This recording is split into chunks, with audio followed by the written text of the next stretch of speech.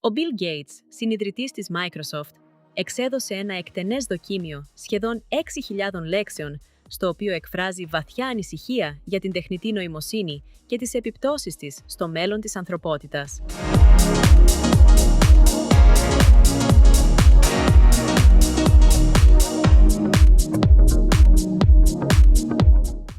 Ο Bill Gates, ο άνθρωπος που για χρόνια ήταν από τους πιο ένθερμους υποστηρικτές της AI, φαίνεται πλέον να έχει αλλάξει ριζικά στάση και δεν το κρύβει. Ο ίδιος προειδοποιεί ότι ο κόσμος δεν είναι έτοιμος για τις αλλαγές που φέρνει η τεχνητή νοημοσύνη.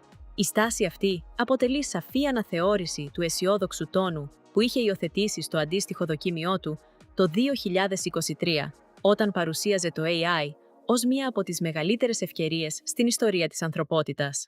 Αξίζει να σημειωθεί ότι ο Gates δεν αρνείται τις δυνατότητες της τεχνολογίας. Επιμένει ότι δεν είναι αργά να διασφαλίσουμε ότι το καλό θα υπερτερεί του κακού. Ωστόσο, προβλέπει ότι η τεχνητή νοημοσύνη είτε θα είναι ο μεγαλύτερος εξισωτής που έχει ποτέ εφευρεθεί, είτε η χειρότερη πηγή αδικίας. Η μετάβαση στη νέα εποχή του AI, λέει, θα είναι μία από τις πιο ταραχώδεις περιόδους στην ανθρώπινη ιστορία.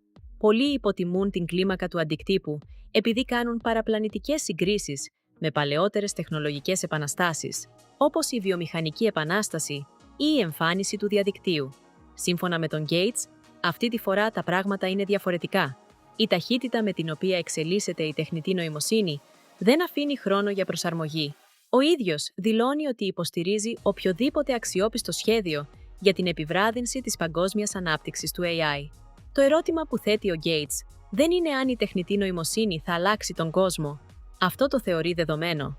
Το ερώτημα είναι αν οι κοινωνίες, οι κυβερνήσεις και οι θεσμοί μπορούν να κινηθούν αρκετά γρήγορα ώστε να διαχειριστούν αυτή την αλλαγή με τρόπο που να ωφελεί τους πολλούς και όχι τους λίγους.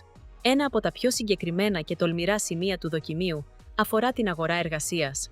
Ο Bill Gates προειδοποιεί ότι πολλές θέσεις εργασίας θα εξαφανιστούν για πάντα. Για να αντιμετωπιστεί αυτή η πρόκληση, ο Gates προτείνει δύο συγκεκριμένα μέτρα.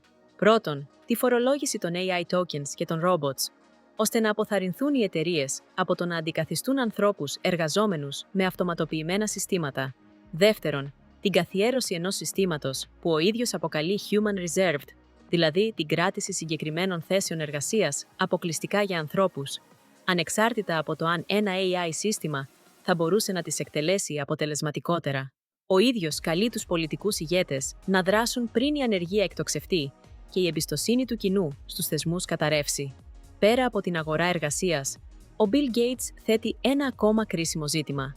Οι χώρες θα χρειαστούν ειδικά όργανα, τόσο σε εθνικό όσο και σε διεθνές επίπεδο, που να μπορούν να θέτουν προτεραιότητες σε όλες τις κυβερνητικές υπηρεσίες και να διασφαλίζουν ότι όλοι οι κίνδυνοι λαμβάνονται υπόψη.